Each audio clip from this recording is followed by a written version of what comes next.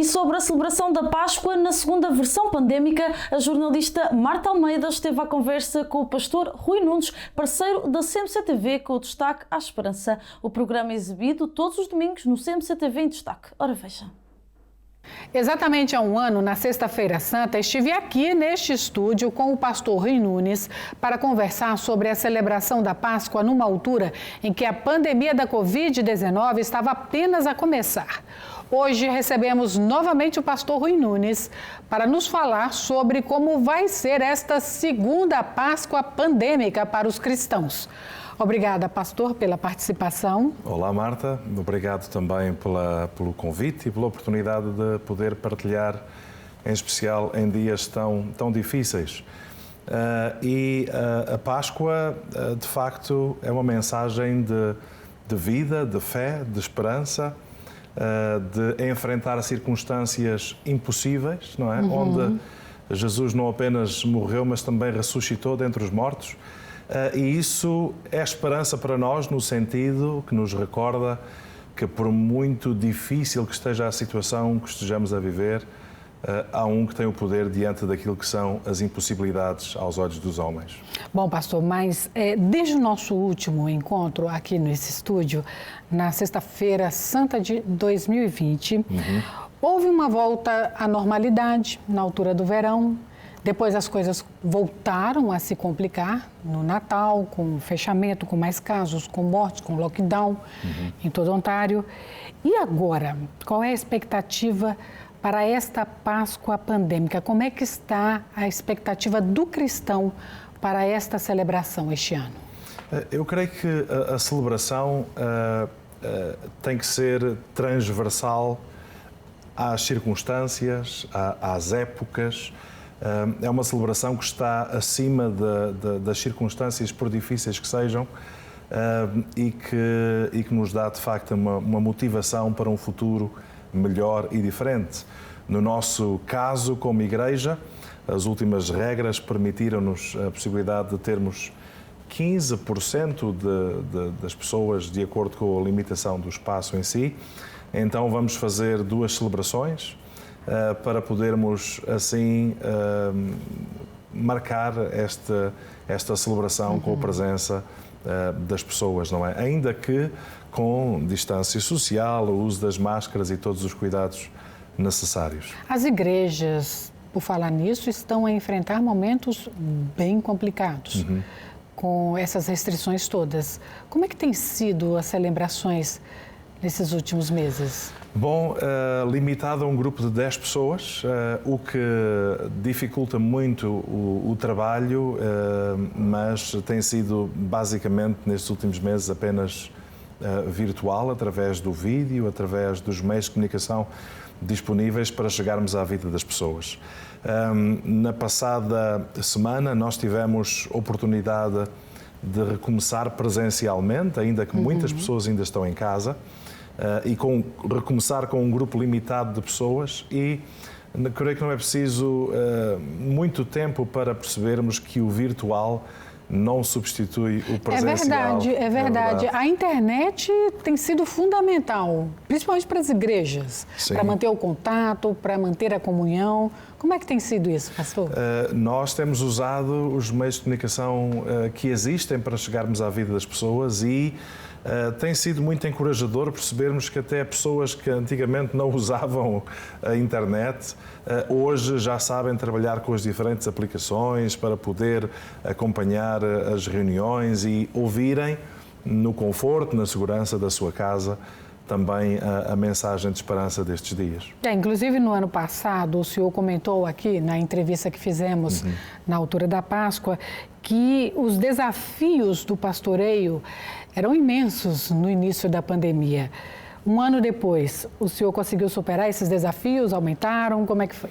Bom, foi bastante difícil porque estávamos habituados a que quando alguém precisava de ajuda, a sentarmos, conversarmos. As visitas. É verdade, as visitas, as idas ao hospital. E fui algumas vezes ao hospital por autorização especial, para poder acompanhar ou ajudar ou orar por alguém que estava hospitalizado. Tivemos que nos ajustar à nossa forma de ajudar as pessoas, não é? Como se diz, se te derem limões, vamos fazer uma limonada.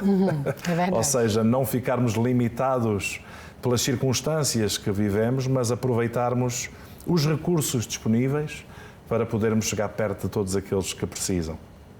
Sabemos que muitas pessoas estão com imensas dificuldades de lidar com tudo isso que tem acontecido. O senhor que tem esse contato com as pessoas nos hospitais deve entender isso bem.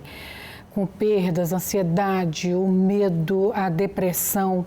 Uma palavra certa na hora certa, mesmo que seja pela internet, é fundamental, não é, pastor? Não há dúvida, para trazer esperança às pessoas e ajudá-las a ver um raiar de sol no meio de tanta sombra e de tanta escuridão. Eu falava há um tempo atrás com alguém que está fechada em casa desde março do ano passado. E eu perguntava-lhe, então, e como é que fazem com as compras, com os bens alimentares? Vem tudo pela internet, deixa-nos à porta de casa.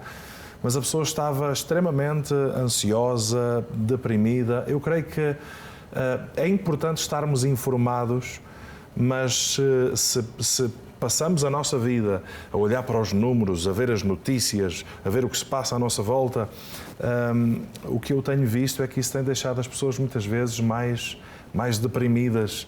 Neste caso, o meu conselho para esta pessoa foi: olha, por favor, sai de casa, vai ao parque, apanha sol, dá um passeio, pega no carro. Desde que respeite as restrições, que não haja aglomeração, não é, pastor? Claro, e é possível fazer isso. Temos aqui no Ontário tantos parques, tantos lagos, tantos lugares onde é possível estar longe de toda a gente e fazer um passeio seguro. Então, creio que é preciso haver algum balanço, algum equilíbrio entre estar dentro das notícias que se passam no dia a dia, mas ao mesmo tempo procurar um pouco de tempo para andar, para fazer algum exercício físico, para apanhar sol, para ver outras coisas, porque a falta deste equilíbrio tem deixado muitas pessoas deprimidas, cansadas, esgotadas, e precisamos de... Nem 8, nem 80. É verdade, nem 8, nem 80, com os cuidados necessários para que as pessoas estejam seguras, poderem também passear e esquecer um pouco as notícias da pandemia que nos envolvem. Bom, a gente sabe, pastor, que a ciência nunca foi tão importante como ela tem sido agora para que as coisas possam realmente voltar ao normal. A gente está vendo os resultados da vacinação, por exemplo, em Israel, onde já tem um grande percentual da população vacinada, as coisas vão voltar ao normal. E o senhor, que é um homem de fé, o senhor acha que é realmente importante isso, conciliar essa coisa de que a ciência, a vacina também são bênçãos de Deus? Eu não tenho dúvidas que a ciência é uma bênção de Deus e que os desenvolvimentos, em especial nos últimos anos, a respeito da medicina, têm sido incríveis. Eu ainda há 3 meses atrás fui operado ao meu joelho apenas com 3 pequenos furinhos que eu mal os via depois da cirurgia. Ou seja, tem havido desenvolvimento científico. Por essa mesma razão, por exemplo, há um ano atrás eu estava para fazer uma viagem para a Ásia, levei 4 vacinas para preparação para esta viagem. Então, eu creio que tem havido algum desenvolvimento nos laboratórios para trazer resposta a esta situação que está a viver. Sinceramente, e como homem de fé, eu acredito que o Salvador do mundo é Jesus Cristo, não é a vacina. Ou seja, Jesus é que tem o poder para salvar as pessoas, não as soluções dos homens para os homens, pois elas são imperfeitas. Mas acredito na ciência como uma bênção de Deus para nos ajudar. Bom, no ano passado, comentamos aqui naquela entrevista que a pandemia acabaria por fazer com que as pessoas demonstrassem na prática o amor ao próximo, ao tomar os cuidados para não espalhar a doença. Isso foi no início. E agora, o senhor acredita que as pessoas realmente ficaram melhores ou houve também muita demonstração de egoísmo, de falta de empatia? Eu creio que houve alguma demonstração de egoísmo e falta de empatia, mas que foi uma minoria. Eu creio que a maior parte das pessoas com quem eu conheço e me relaciono procuraram respeitar. Não houve celebrações de festas de anos, nem almoços, nem jantares, nem dias especiais. De uma maneira geral, as pessoas respeitaram as regras para procurarmos, em especial, cuidar daqueles que são mais vulneráveis ou que têm mais alguma idade. Mas também houve um realçar da necessidade e da importância dos relacionamentos e da proximidade, porque quando eu falo com avós que não falam com os seus netos ou não vêem os seus netos há tantos meses, com pais que não vêem os filhos, filhos que não vêem os pais, nota-se que há um cansaço generalizado e as pessoas no meio do cansaço às vezes podem baixar um pouco a guarda e dizer: estou tão cansado disto que eu já não quero saber mais disto.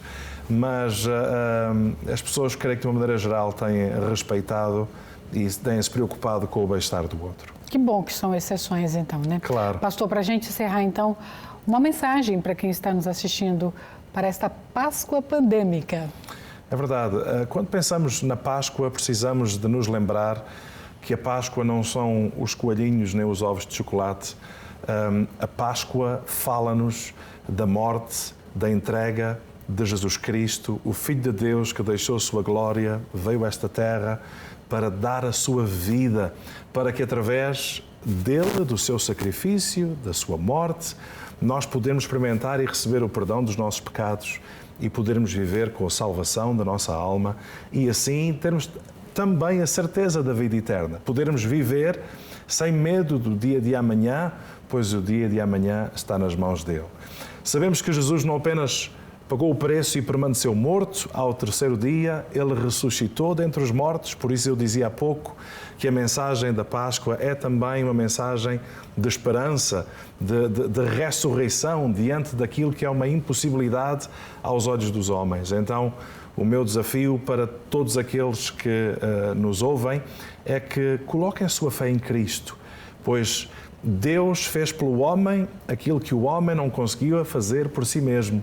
Neste caso, trazer oportunidade de salvação e perdão através de Jesus Cristo. E quando colocamos a nossa fé em Cristo, a nossa vida muda para melhor. E não estou a falar de religião, não estou a falar de igreja, estou a falar de um relacionamento com o nosso Senhor e Salvador Jesus Cristo. Ok, muito obrigada então e uma feliz Páscoa para o senhor. Feliz Páscoa para si e para todos também lá em casa. Voltamos com Teresa Santos.